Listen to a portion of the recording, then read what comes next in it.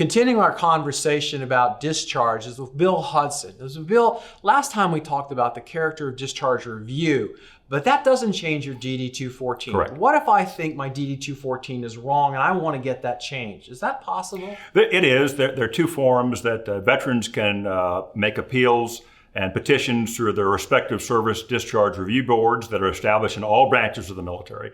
And then all the branches of the military have boards of correction for military records. And those boards have the power to correct errors. They have the power to correct inequities. They have the power to even upgrade a discharge to a general and honorable discharge.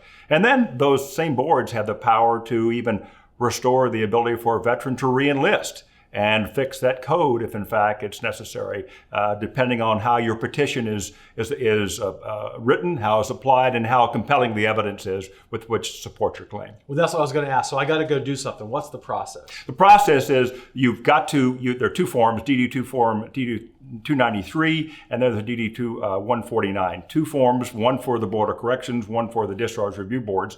And you have to make a compelling case that your service was such that it needed to be upgraded because there was inequities in your record, or there was in fact some errors that allowed for you to be able to make a claim that you need to have an upgrade for a discharge. And I think those boards are there for that very purpose. The bottom line is you don't need to have a bad discharge to be inequitable or hurt a veteran for the rest of his or her life. Now, I've heard there are certain situations where they're more understanding. I think they're in policy now. Can you talk a little bit about that? There are. The last couple of years, obviously through traumatic brain injuries, through PTSD, if someone was sexually assaulted or harassed in the military, the boards will look at that, determine whether in fact that would mitigate whatever the misconduct was, which would perhaps judge a higher grade discharge.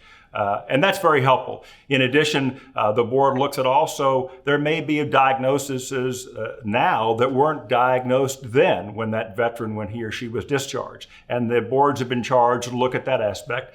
And then finally, the boards look at whether that veteran was discharged and the discharge was disproportionate or inequitable to other veterans who were discharged with perhaps a higher grade of discharge.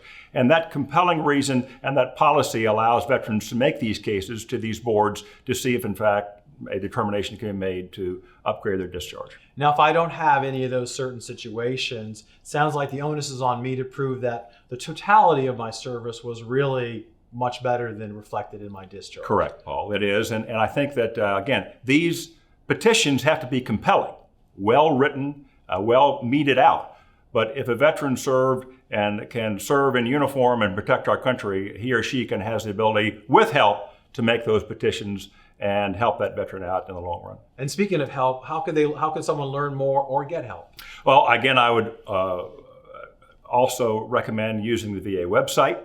I would recommend going to veteran service organizations. There are accredited representatives also listed in the VA website, and there are other attorneys out there that can help those veterans if they want to assist in helping restore the benefits for the rest of their life. And you're on LinkedIn too? People can send you questions? I am. I would love to be able to give back and, bottom line, help those great men and women who have served our country. Thank you.